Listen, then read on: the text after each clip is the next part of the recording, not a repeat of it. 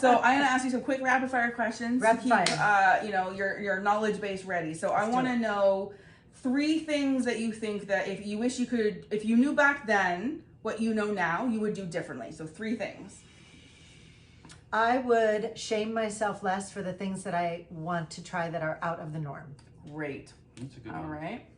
Do you have one? Let me think on that for a second. I still just always say communicate. Communicate, yes. I can say from where I started to where I am today and the way we communicate together, that's always and even if you're a single person, you have to communicate with yourself. You can't just go into it with no... And with the couple, I mean, you can go into yeah. it with absolutely no boundaries if that's your thing, but don't go in with boundaries and then beat yourself up over it later, you know what I mean? Yeah. So always stick to your guns and it's true. communicate with yourself and your partner. And I have a third one that I think came up for me in the last few years, which was try to use porn to explain the different things that you want to try that you're not quite sure how to say it. Oh my God, this is A+ information. Doesn't it work? This is You're how I both communicate. Receiving, with men. watching, commenting, little comments can lead you to yes, Yes. maybe, or no, hell, no. You know? I'm not going to talk about this in this video right now, but I want you to know a video is coming about a story about how I communicated with B, how I wanted to be face, F-U-C, the rest, right? Because it was intimidating. And I saw porn that was like really extreme, over the bed, no room to breathe stuff. And then I was like, what does he want? So I sent him what I thought was good. He sent me what he thought was good. And we were able to realize what we both wanted. Nice. And I totally was not supposed to talk about that story right now, but I just violated that. But it was worth it because you made the point for me that it is a way of communication. It is. If you find that right. It porn, is. yeah.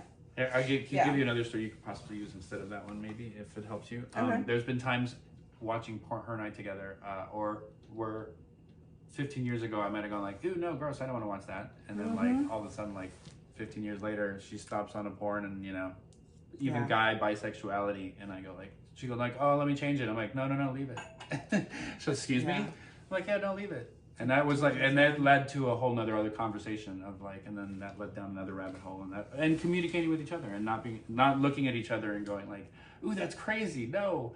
Yeah. We were open enough to say like, ooh, really, you into that? All right, cool. Let's talk about that. Perfect. All right. So we're going to finish up this interview really quick because we have some more friends coming into your hotel. We're going to have a little get together. Party at Nudes. Right. And I think you're doing the broadcast tonight, or you're going on the Oasis site. Is that what you're doing? I think so we're going to be broadcasting there. So if you could basically give advice to somebody who is curious with the lifestyle for themselves, that kind of want to make that jump into trying this for themselves, what would your advice be? I think for me, it's like realizing that you're in this life for yourself. And you have to live a life that you find happy and not what other people find happy, and like even if it's different. So that's what I would say for myself. But I guess being a swinger has made me really happy because I feel normal. I'm around people who make me feel normal because there's sex everywhere and we all like sex. And I guess that for me, that goes to show that sometimes you don't need to change yourself. Sometimes you need to change your audience.